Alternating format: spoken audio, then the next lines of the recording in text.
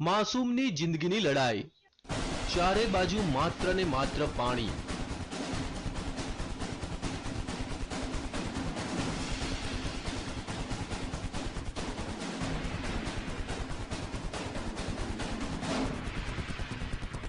પાણીના ધમધસતા પ્રવાહ વચ્ચે ફસાઈ એક માસૂમની જિંદગી।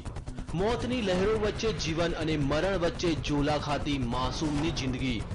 શું આ માસૂમ પોતાનો જીવ બચાવી શકશે ખરો?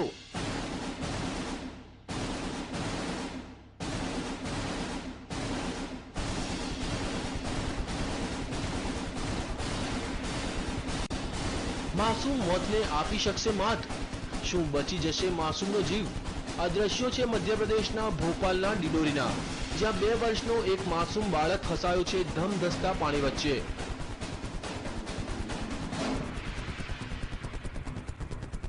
આ બાળક રમતો રમતો આ નદીમાં પહોંચી ગયો અને અચાનક પાણીનો પ્રવાહ વધી જતા તે અટવાઈ પડ્યો।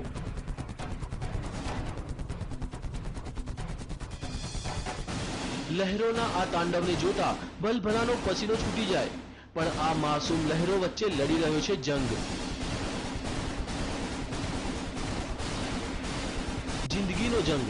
પણ હવે સવાલ એ થાય છે કે લહેરો સામે તે જિંદગીનો જંગ જીતી શકશે ખરો?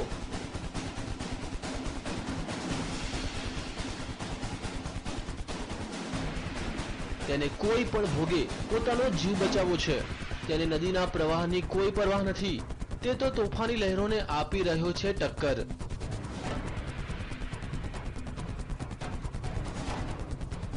બાળકની આ જિંદગીના જંગને જોતા ગ્રામજનોએ તેને બચાવવાની જહેમત ઉઠાવી।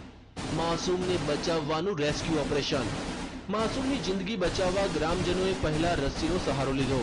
થોડા ઘણા અંશે તે સફળ પણ થયા, પણ અચાનક તે પાછો પાણીના પ્રવાહમાં તણાઈ ગયો। આ વખતે તો લાગ્યું કે માસૂમ તેની જિંદગીથી હાથ ધોઈ બેસશે,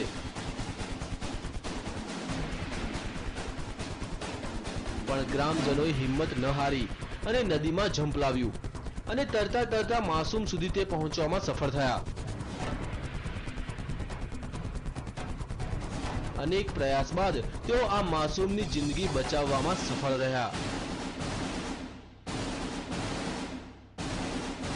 બ્યુરો રિપોર્ટ, TV9।